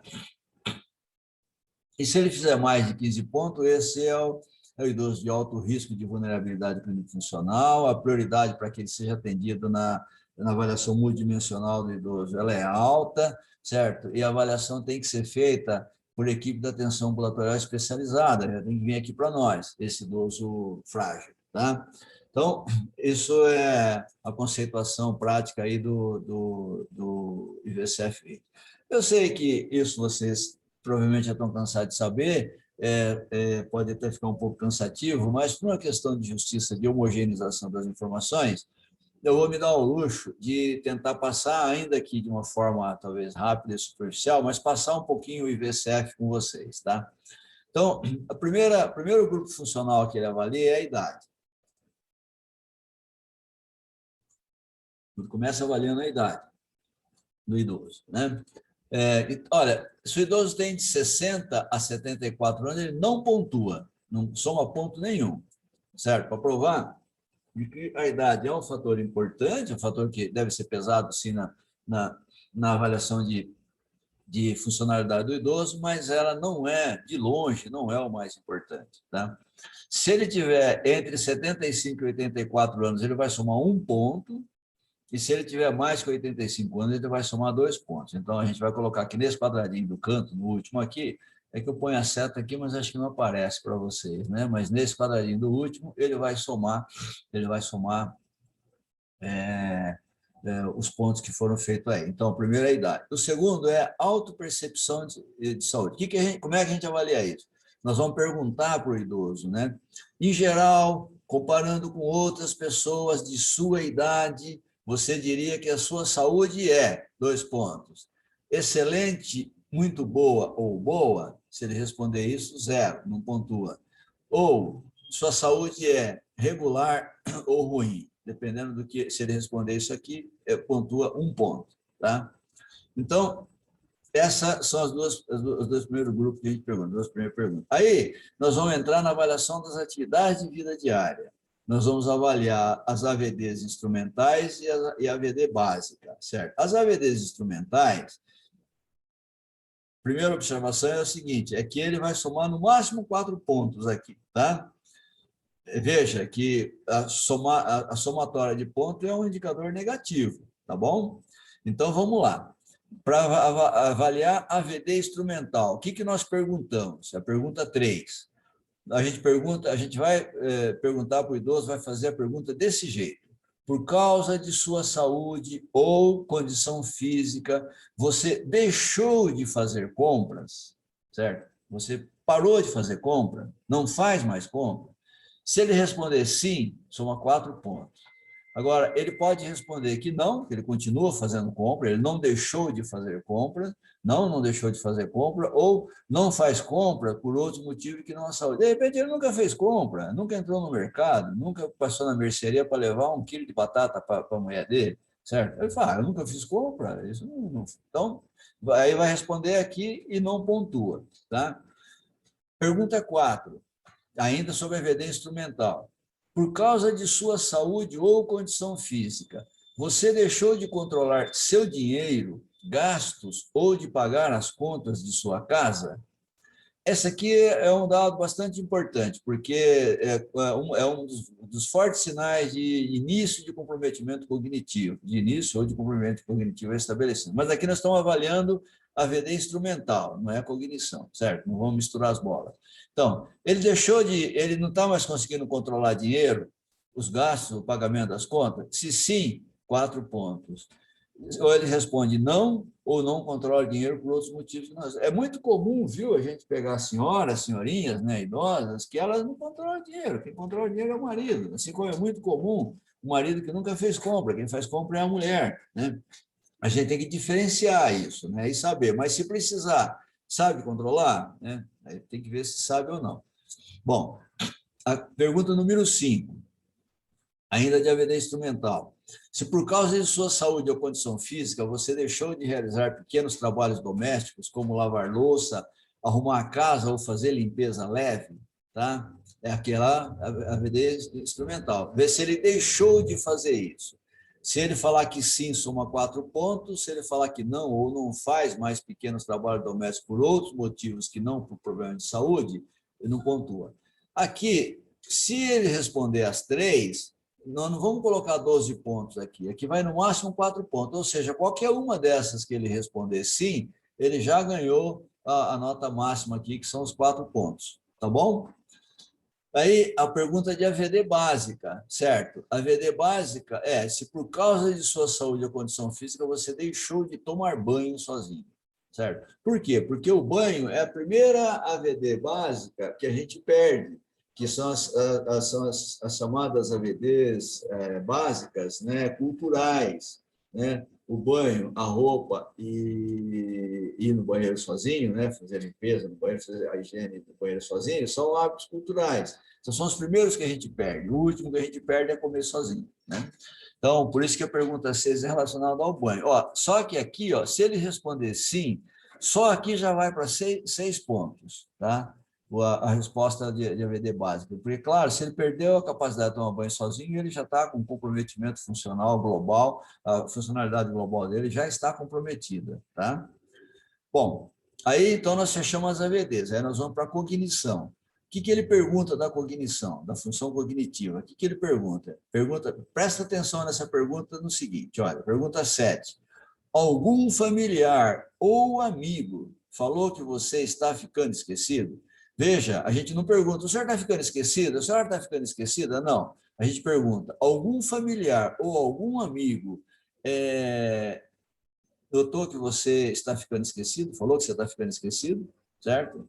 Se ele responder sim, vai somar 1 ponto, e aí a gente vai para a pergunta 8, certo? Esse esquecimento está piorando nos últimos meses? Sim, 1 ponto, não 0 ponto. E aí a gente vai para a pergunta 9. esse esquecimento está impedindo a realização de alguma atividade do cotidiano? Então, pelo fato de ele estar ficando esquecido, ele deixou de fazer alguma coisa? Ele deixou de sair para a rua porque ele não sabe voltar para casa? Ele deixou de fazer aquela senhorinha deixou de fazer aquela comida de domingo gostosa porque ela não lembra mais a receita da comida, ela se perde no meio da comida, entendeu? Se ele responder sim aqui, ele vai somar 2 pontos, tá? Na pergunta 9. Na pergunta 7 e 8, se ele responder sim, ele soma 1 ponto, nessa ele soma 2 pontos. E o outro grupo, aí a gente fecha então o grupo da cognição. O outro grupo é o do humor, certo? Pergunta 10. No último mês você ficou com desânimo, tristeza ou desesperança? Se sim, 2 pontos, se não, 0 ponto. A pergunta 11.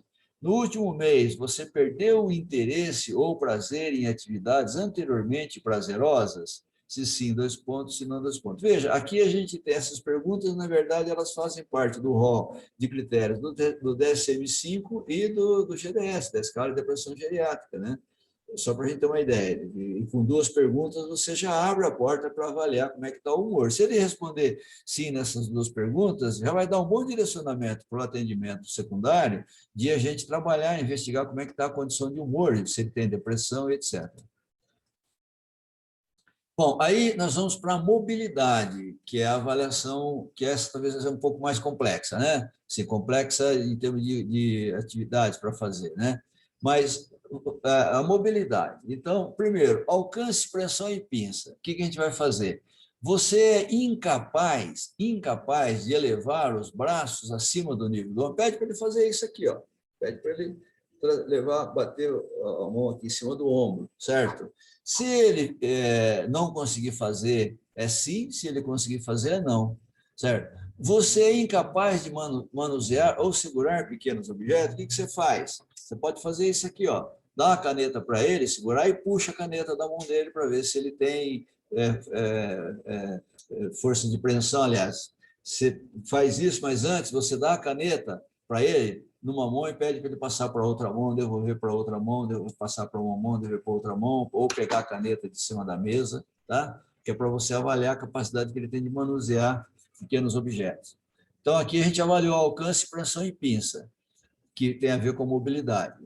Daí a gente vai avaliar a capacidade aeróbica e ou muscular desse idoso. O que nós vamos perguntar para ele? Pergunta 14. Você tem alguma das 4 condições abaixo relacionadas? Quais são as condições? Primeiro, perda de peso não intencional de 4 a 5 quilos ou 5% do peso proporcional no último ano ou 6 quilos nos últimos 6 meses ou 3 quilos no último mês. Tá?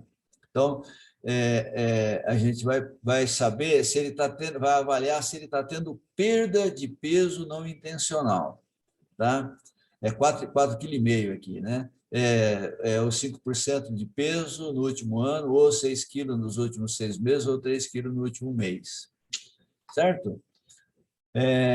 A outra pergunta, outra avaliação, é o índice de massa corporal dele. Nós vamos ter que calcular o índice de massa corporal. O índice de massa corporal, pessoal, é bom ter, certo? No aparelhinho aqui, ó, é bom ter o aplicativo que calcula para fazer o cálculo automático. Você vai precisar do peso, vai precisar da altura dele para fazer o cálculo do IMC, certo? O outro item a ser avaliado aqui é a circunferência da panturrilha. Se ele tiver uma circunferência de panturrilha menor do que 31 centímetros, ele tem indicativo de sarcopenia, é um forte indicativo de queda, esse resultado.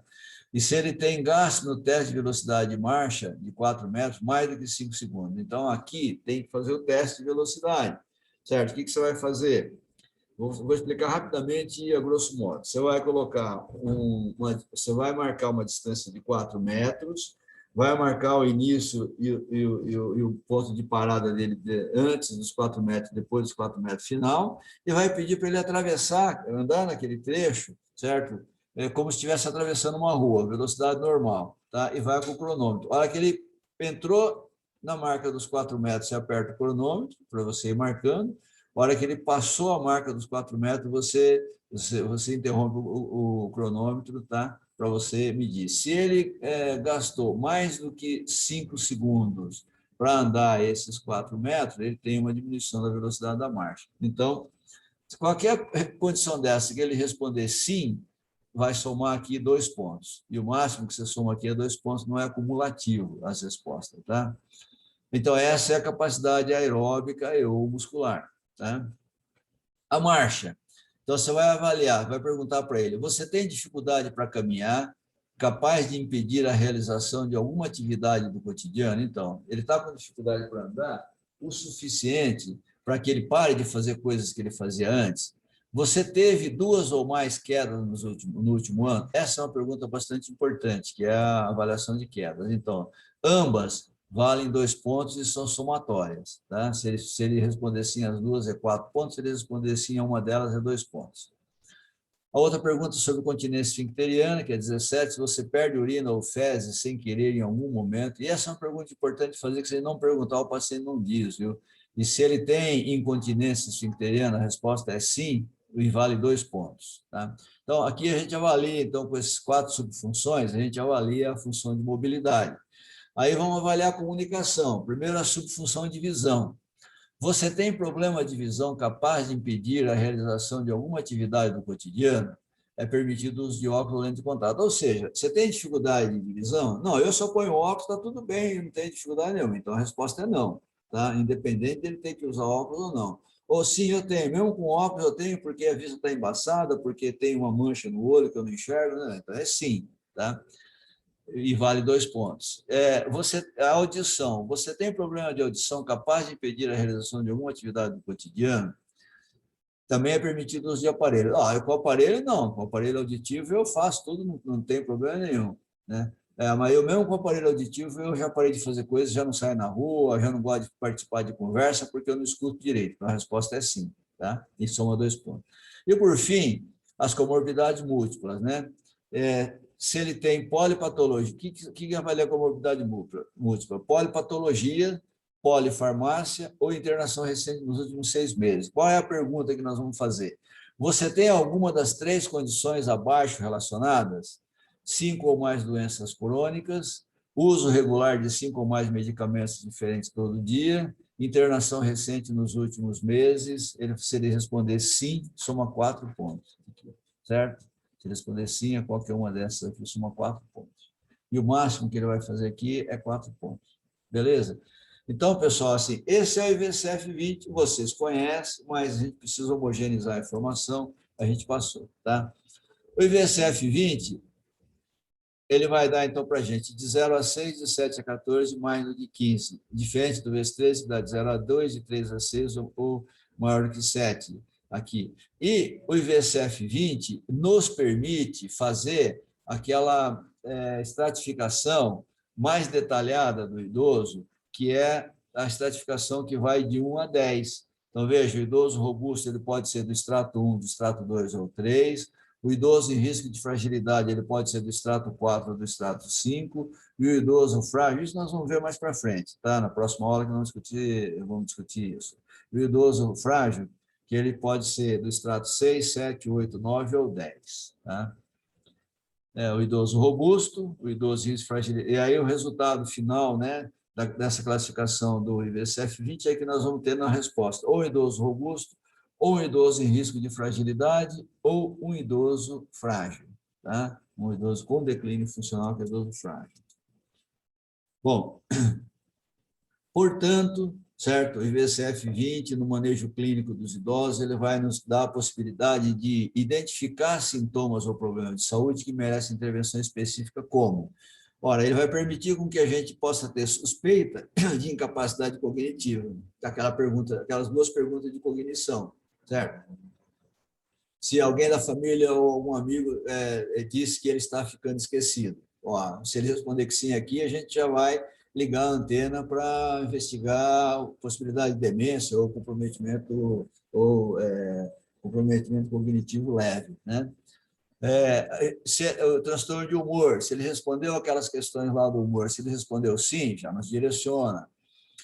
Alcance pressão em pinça, se ele tem problema, então vamos investigar ombro doloroso e afecções das mãos. Circunferência menor que 1 centímetro, vamos investigar sarcopenia. IMC baixo, vamos investigar emagrecimento. se ele tem, refere queda, ou se ele tem a marcha diminuída da velocidade ou alterada, vamos avaliar, investigar causas de queda e de alteração da marcha. Incontinência, se ele perde urina, incontinência esfincteriana. Se ele refere alterações da visão e audição, vamos mandar ele para o oftalmologista, vamos mandar para o otorrino, vamos avaliar o que está acontecendo. Se ele responde que toma mais do que 5 medicamentos, polifarmácia, vamos investigar a polifarmácia. E assim sucessivamente. Veja, por isso que o IVCF-20 ele também é importante para a atenção secundária, porque ele vai nos orientar em relação a investigar coisas como essas que nós listamos aqui, que vão aparecer para nós no IVCF-20. E isso também facilita o trabalho da gente na hora de fazer a investigação desse humor, desse idoso. Tá? Ou seja, tudo isso para a gente ver se esse idoso tem fragilidade clínico-funcional. Ele vai ter fragilidade clínico-funcional se ele tiver declínio funcional, um daqueles 8 campos funcionais, se ele tiver apresentado algum declínio ali, ele tem um declínio funcional. E se ele tem um declínio funcional, a gente vai ver se é um declínio funcional iminente, não aconteceu ainda, está na iminência, até sarcopenia, certo? Ele, com sarcopenia, aumentou o risco de queda. Com o risco de queda, aumentou o risco de ele fazer uma fratura de colo de fêmur. Então, a sarcopenia é um risco iminente. A fratura de colo de fêmur, caso ele tenha uma queda por sarcopenia, já é um declínio funcional estabelecido, porque ele vai ficar na cama para recuperar isso, e 20% a 40% pode morrer num espaço de até 2 anos por conta dessa imobilidade. Tá? Então, é o declínio funcional iminente. Ou ele tem um declínio funcional estabelecido. Quando ele tem um declínio funcional estabelecido, ele vai ter uma dependência funcional, ou seja, ele vai precisar que alguém faça alguma coisa por ele. Ele deixou de fazer alguma coisa que ele fazia antes. Esse é o declínio funcional estabelecido. Então, tudo isso está no cômputo da avaliação do IVCF-20. Né? De novo, né? Aqui, então, o fluxograma, já falamos, não precisamos repetir aqui, mas ele vai nos levar para a avaliação multidimensional do idoso intermediária ou avançada. Tá? Então, ele é o estágio que leva para a avaliação multidimensional. A avaliação multidimensional é uma avaliação mais detalhada, é uma avaliação que você vai envolver a equipe multiprofissional, que vai aplicar os instrumentos de avaliação, você vai tentar ver se realmente ele tem um declínio de humor, ver se realmente ele tem um declínio funcional cognitivo, se ele está realmente demenciado, ou se é só um envelhecimento cognitivo, essa referência ao esquecimento, ou se é só um comprometimento cognitivo leve. Né? Então, tudo isso então, faz a conceituação da fragilidade multidimensional, através da fragilidade clínico-funcional, da fragilidade sociofamiliar. A fragilidade clínico-funcional ela pode ter um declínio funcional iminente ou pode ter um declínio funcional estabelecido. O declínio funcional iminente ele vai acontecer na presença de condições crônicas preditoras de dependência funcional, institucionalização e óbito, que vai configurar o idoso que nós chamamos de idoso em risco de fragilização, que, por sua vez, para ele ser um idoso em risco de fragilização, ele terá que ter ou comorbidades múltiplas, ou sarcopenia, ou comprometimento cognitivo leve. Ou ele vai ter um declínio funcional estabelecido, que vai estar, então, na presença de uma dependência funcional estabelecida, que é o idoso frágil, né? Que precisa do acompanhamento especializado. Né? Com tudo isso feito, certo? Com o direcionamento da nossa avaliação multidimensional do idoso, certo? A gente vai, então, a partir das informações de VCF-20, a gente vai poder trabalhar a prescrição de intervenções preventivas, fazendo ações de prevenção, ou promocionais, fazendo promoção de saúde, ou mesmo, em algumas situações, medidas de intervenções paliativas ou reabilitadoras individualizadas, conforme o extrato clínico funcional do idoso, ou seja, conforme o grau de dependência que ele tem. Qual o objetivo? De melhorar a autonomia e independência do idoso. Sempre, tudo que a gente fizer vai ser para melhorar a autonomia e independência do idoso. Tentando fazer o quê? Tentando prevenir o declínio funcional e, com isso, prevenir a institucionalização, ou que ele vai parar no asilo, e, mais importante, prevenir o óbito. Né? Com isso, a gente pode favorecer o planejamento da consulta especializada, que eu já falei, ela pode ser mais organizada, mais direcionada, mais objetiva, e ela pode ter melhor resultado no final, certo? E vai destacar, então, as dimensões de saúde do idoso que merecem investigação mais detalhada, certo? O VCF-20 possibilita tudo isso, né? Então, que a gente resume tudo nesse fluxograma, que é mais do mesmo, né? Então, na atenção primária, a gente faz estratificação de risco pelo IVSF-20, a gente vai ter o 0 a 6, 7 a 14 ou mais de 15, o 0 a 6, ele continua na atenção primária, o 7 a 14, se ele tem ausência de sinais de alarme, ele continua na atenção primária, vai seguindo os quadradinhos e a seta que eu estou falando, acho que vocês não vê o cursor, né? O 7 a 14, ele pode ter presença de sinais de alerta, então ele deve ir para a atenção secundária. O acima de 15 pontos vai para a atenção secundária. Atenção secundária saúde do idoso, que é o ambulatório da gente aqui. O que a gente faz aqui na atenção secundária do idoso? Avaliação multidimensional do idoso avançada, elabora o plano de cuidados personalizados. Você tem que ter na equipe, obrigatoriamente, médico e enfermeiro, com apoio de uma equipe interdisciplinar, que pode ter, deva ter todos, ou pelo menos parte desses profissionais, serviço social, fonoaudiólogo, farmacêutico, psicólogo, fisioterapeuta, terapeuta ocupacional, nutricionista e outros, né? E ter a retaguarda de todas as especialidades médicas, porque a gente vai poder ter um idoso frágil de alta complexidade que não tem o que fazer, aqui é só cuidado paliativo, na atenção primária. A gente pode ter o idoso frágil final de vida, que também vai ser cuidado paliativo na atenção primária. A gente pode ter o idoso frágil de baixa complexidade, que esse é o que a gente vai intervir, vai tentar melhorar. Baixa complexidade, porque... desculpa. É o que tem a capacidade é o idoso também que a gente vai ter que acompanhar, porque ele tem uma baixa capacidade de resposta, né? Desculpa, o alta complexidade é que é o idoso nosso, eu inverti. O idoso de alta complexidade é o idoso que tem uma alta capacidade de resposta ao declínio funcional. Esse é o idoso típico da atenção secundária, junto com você. Nós vamos tocar esse idoso junto com vocês. O frágil em final de vida, ele é um idoso da atenção primária que requer cuidado paliativo. O idoso frágil de baixa complexidade é aquele idoso que já não tem mais como reverter o declínio funcional dele. Tá? Então, esse é o idoso também que ele fica na atenção primária recebendo os cuidados paliativos. O idoso acamado, por exemplo, que já tem um grau de mobilidade que você não consegue mais reverter, é o idoso da atenção primária. O que você vai fazer com ele? Você vai evitar escara, você vai fazer os cuidados paliativos, você vai controlar as doenças crônicas dele, enfim, você vai tentar mantê-lo da melhor forma possível. Não é o idoso que você tem que pôr na ambulância, trazer para cá para a gente fazer a consulta aqui, a nossa consulta não vai alterar nada, esse idoso de baixa complexidade. O idoso em risco de fragilização, sem sinal de alarme, também é da atenção primária. E o idoso robusto também é da atenção primária. Tá? Os critérios que a gente avalia, né? De dependência em atividade diária, suspeita de incapacidade cognitiva, com pontuação nas 3 perguntas referentes à cognição, com presença de instabilidade postural ou quedas de repetição, com pontuação nas perguntas referentes à marcha, com presença de comorbidade múltipla, pontuação nas perguntas referentes à polipatologia, 5 doenças, polifarmácia, 5 medicamentos ou mais, e internação recente. Bom, esse fluxograma, digamos, é todo o processo, né? Todo o mecanismo, toda a metodologia de atendimento desse paciente, né? E aí, após o IVCF-20, então, nós vamos entrar na avaliação multiprofissional e interdisciplinar, que vai envolver os profissionais da equipe médica de enfermagem, o núcleo de apoio à saúde da família NASF, equipe de saúde bucal, ou seja, vai envolver as equipes interdisciplinares aqui, multiprofissional ou interdisciplinar, né? Que vão fazer o quê? A avaliação clínica tradicional, a avaliação sociofamiliar e o detalhamento das AVDs. Essa avaliação multidimensional é aquela em que a gente entra na parte que a gente entende mais como consulta, né? Especificamente, muito embora uma consulta multidimensional, né? Em que a gente vai avaliar também os sistemas fisiológicos, né?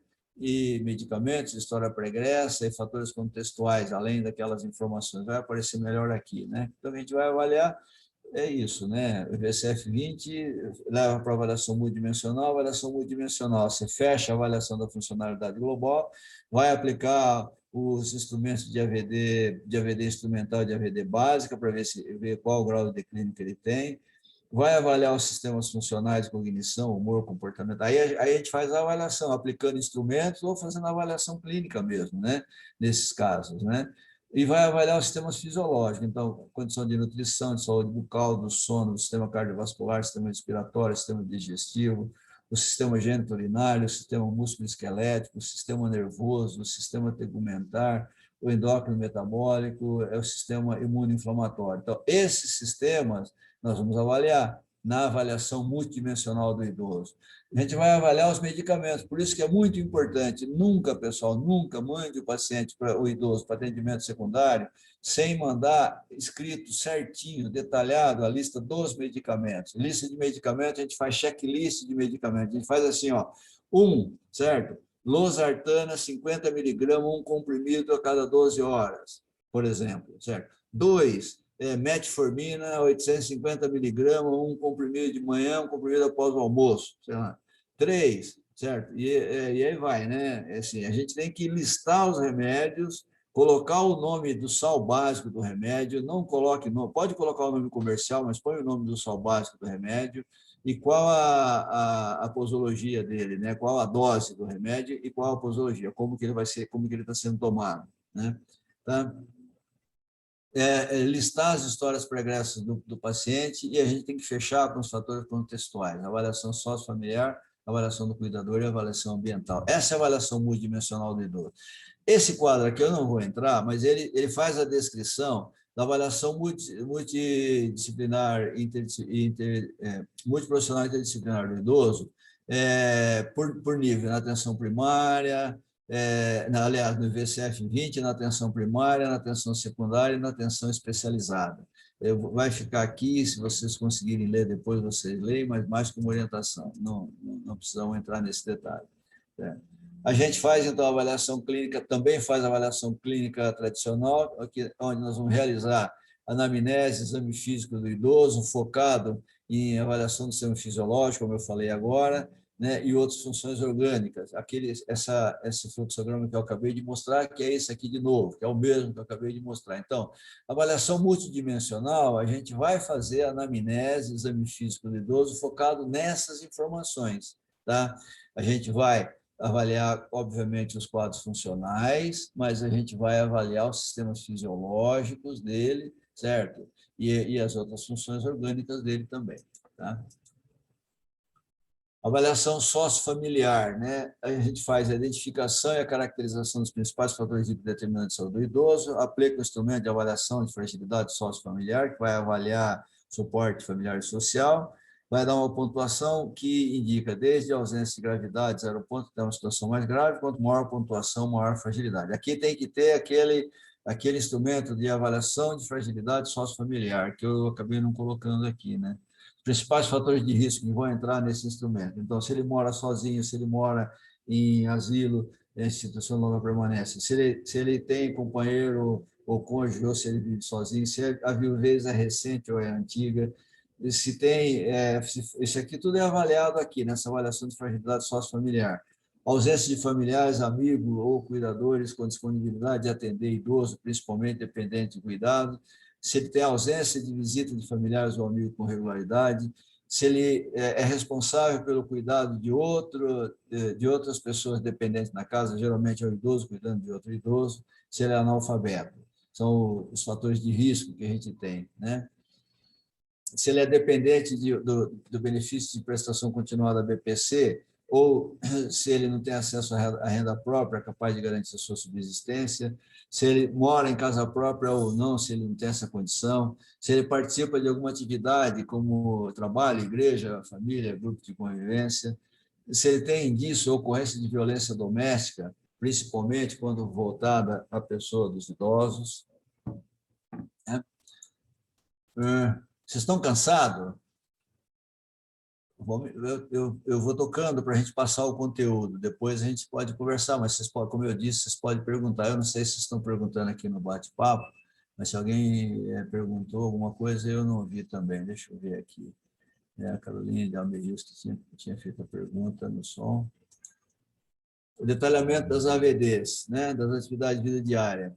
A gente vai, então, isso faz parte da avaliação multidimensional, avaliar a capacidade do idoso para a realização das AVDs básicas, se ele toma banho, se ele se veste sozinho, se usa vaso sanitário, transferência, continência, alimento. Das AVDs instrumentais, se ele prepara a refeição, se ele toma remédio, se ele faz compras, se ele controla dinheiro, se ele usa o telefone, se ele arruma a casa, se ele lava, passa a roupa, se ele sai sozinho de casa, né? Resultando na avaliação da independência, dependência parcial ou completa. Aqui as AIVDs ele poderá ser independente, ter uma dependência parcial, ter uma dependência completa. E isso vai identificar os sinais de declínio funcional que esse idoso vem a ter, né? Aqui eu estou deixando do lado a escala das AVDs básicas, que é o índice de CATS, tá? Que vai avaliar, então, as AVDs básicas de vida diária.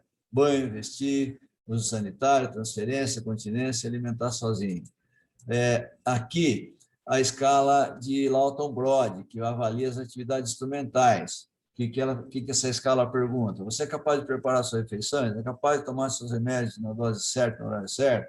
É capaz de fazer compra? De controlar seu dinheiro, suas finanças? É capaz de usar o telefone? É capaz de arrumar a casa ou fazer pequenos trabalhos domésticos? É capaz de lavar e passar sua roupa? Você é capaz de sair de casa sozinho para lugar distante, usando algum transporte, sem necessidade de planejamento especial? Ele vai responder, é capaz de fazer sem ajuda, com ajuda parcial, ele é incapaz de fazer. Então, essas são as instrumentais. E, para não perder de vista, a gente tem as avançadas, né? As AAVDs, as atividades avançadas de vida diária. O que são as AAVDs? Relacionadas à atividade produtiva de lazer, de socialização e absolutamente individuais. Difícil de ser padronizada para comparação entre os idosos. Com maior utilidade é o reconhecimento precoce de alteração de funcionalidade global do idoso. É claro, para que a gente avalie as AVDs, as AVDs avançadas, né? Ele não está indo mais na igreja, ele não está indo mais jogar baralho com os amigos, já tem algum sinal aí de que alguma coisa pode estar começando a acontecer, né? E a avaliação sociofamiliar, detalhamento das AVDs são recomendadas para todo idoso que tem uma pontuação acima de 7 pontos, tá? Todos os idosos devem aplicar. Veja, na avaliação multidimensional, a gente vai de novo entrar na avaliação das atividades diárias. Por quê? Porque a funcionalidade global é a principal referência para a gente saber se o idoso tem autonomia e independência. Então, nós temos que detalhar isso mesmo, para ter certeza de que ele tem ou que ele não tem essas capacidades preservadas, tá?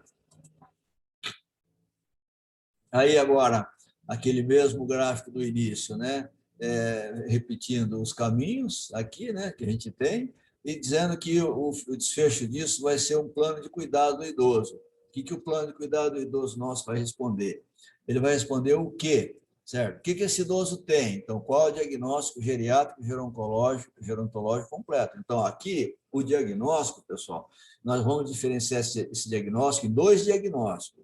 O diagnóstico, eu vou chamar de, entre aspas, médico, o diagnóstico clínico, que é hipertensão, diabetes, hipotireoidismo, gonartrose, não sei o quê, certo? Que é o diagnóstico de doenças, né? E o diagnóstico clínico funcional, que é o diagnóstico de robusto, risco de fragilidade, pré-frágil, e quais funções que estão comprometidas, tá?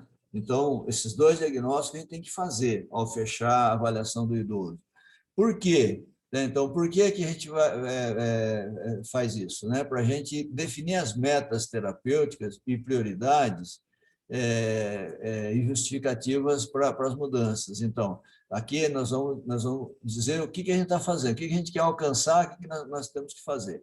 O como quais as intervenções preventivas, curativas, paliativas ou de reabilitação que nós vamos fazer no idoso. O como, então, quais intervenções vamos fazer? As nossas intervenções, elas poderão ser preventivas, elas poderão ser curativas, elas poderão ser paliativas e elas poderão ser reabilitadoras, tá? E muitas vezes a gente não faz uma só, faz 2, 3 dessas ao mesmo tempo. Ele tem que tomar remédio, ele tem que fazer fisioterapia, ele tem que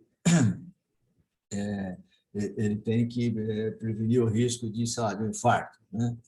Bom, aonde, então, a modalidade de atendimento e encaminhamento. Então, aonde vai ser feito isso? Quem vai fazer o quê? O que é da atenção básica, o que é da atenção secundária, o que é do paciente e da família? Nós temos que definir isso. Tudo isso nós temos que definir e descrever no plano de cuidados. Tá? Aqui é a mesma coisa em relação à parte social, a busca do apoio, né, da retaguarda com o pessoal da área social, né?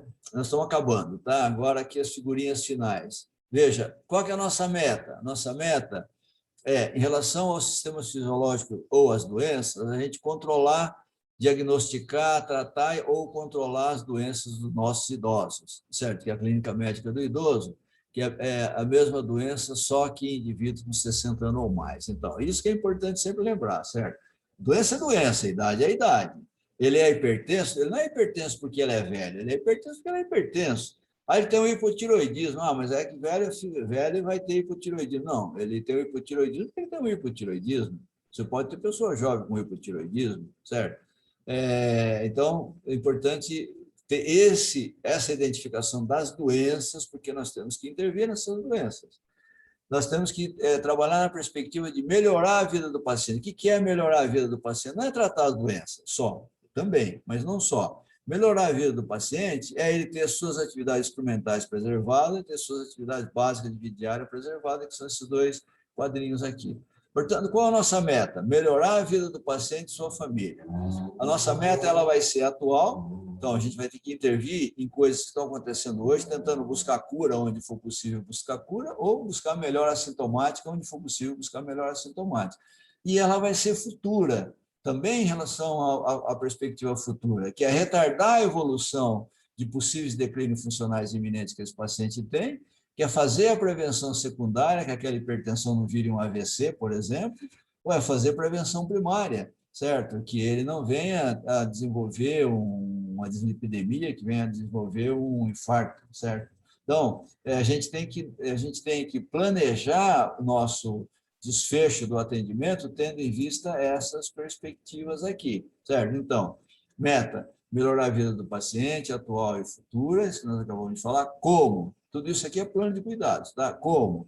Certo? Como é que nós vamos fazer isso? Nós vamos fazer através da desprescrição, que é retirar os medicamentos inapropriados, aqueles medicamentos que não pode dar para o idoso, que vai ajudar a matar o idoso ao invés de ajudar a curar, ou sobretratamento, aqueles pacientes que estão tomando remédio demais, estão tomando 2, 3 remédios para a mesma coisa, certo? Nós temos que identificar isso, porque a primeira coisa que nós devemos fazer é desprescrever, certo? Para depois fazer a prescrição correta, identificar subtratamento, né, doenças que estão subtratadas ou que não estão diagnosticadas, certo? E iniciar o tratamento, fazer o tratamento.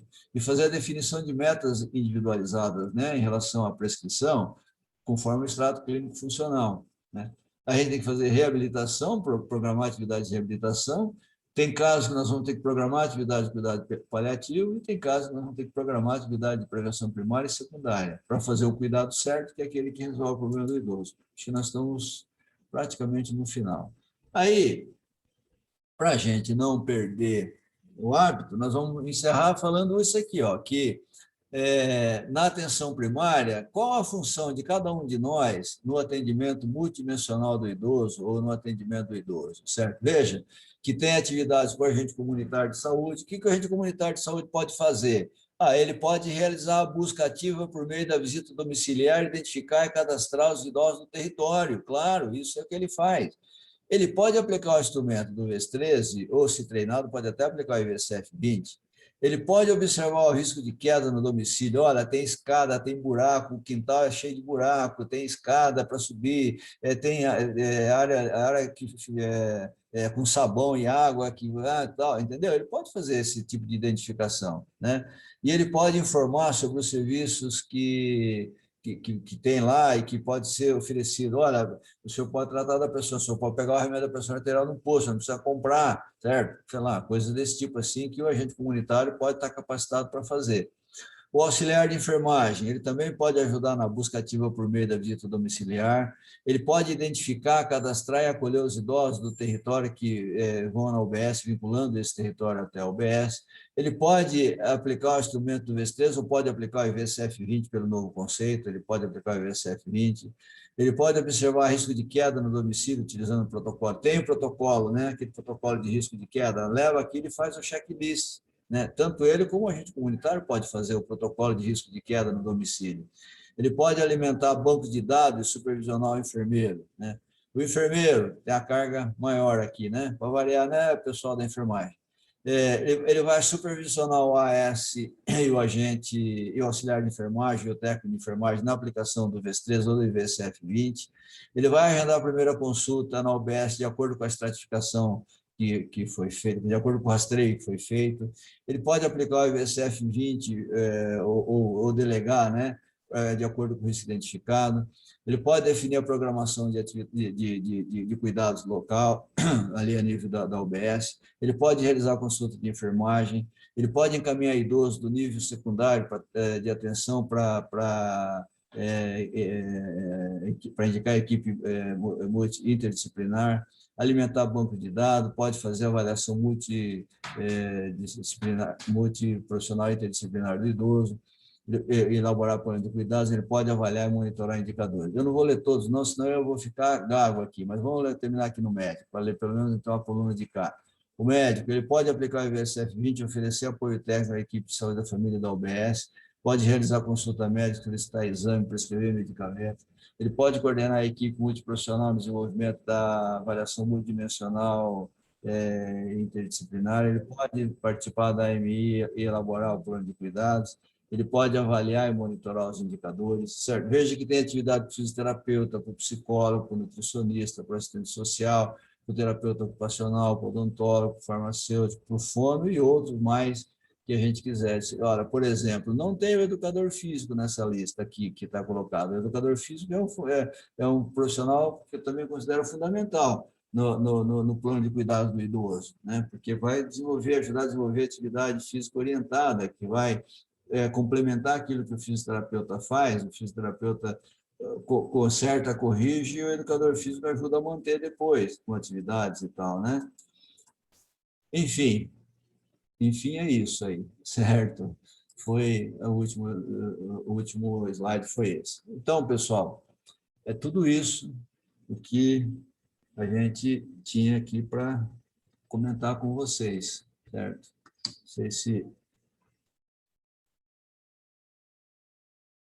Não sei se para vocês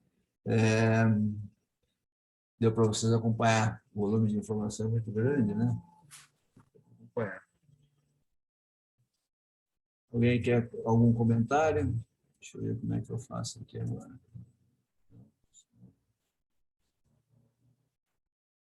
Perdi aqui, né?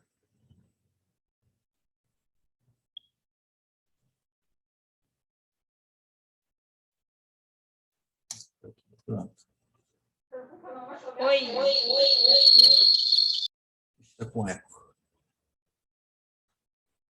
Deixa eu tirar meu som, porque senão vai dar eco. Deixa eu ver onde é que está aqui. Era aqui, doutor, o problema. Agora vocês estão me ouvindo? Está ouvindo? Eu que não estou ouvindo. Não, é que eu tinha tirado porque estava dando eco e eu achei que era o microfone aberto que dava eco. Aham. Ai, desculpa. Caiu minha conexão, aí a hora que você falou que tinha terminado, eu não conseguia falar. Então, é isso, pessoal. Vocês têm alguma consideração, alguma pergunta? Fiquem à vontade. Gostaria de lembrar vocês da nossa lista de presença, que está lá no chat, no bate-papo. Quem ainda não preencheu, eu vou pedir para preencher. Essa lista de presença que a gente faz, ela serve também para a gente como uma avaliação, atividade, um canal para vocês poderem fazer as suas sugestões, contribuições. Então, ela é bem importante. Se vocês pudessem responder e preencher ela para a gente. E também a gente segue os dados de vocês, e-mail, telefone, para incluir vocês no nosso grupo do WhatsApp, para incluir vocês no nosso canal de comunicação por e-mail. Então, isso é bem significativo. Para a gente poder divulgar as novas atividades que a Escola de Saúde vai promover. Então, vou contar com a colaboração de vocês nesse sentido também. Agradecer ao Dr. Gilberto por mais essa participação, essa parceria aqui com a gente, sempre de grande valia. E colocar a Escola de Saúde do Cismepar à disposição de vocês também, para essa e para as outras atividades que vocês precisarem, a gente também está à disposição.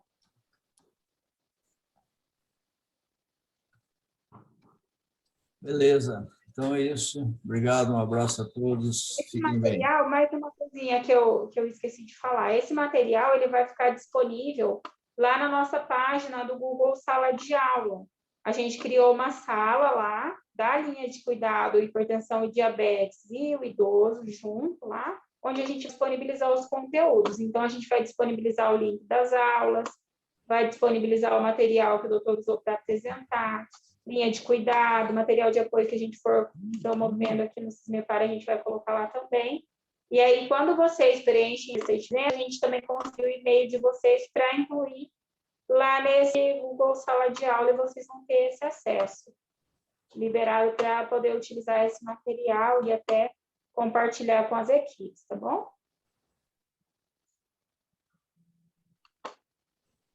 É isso, pessoal. Boa tarde. Boa semana aí para vocês e até a próxima.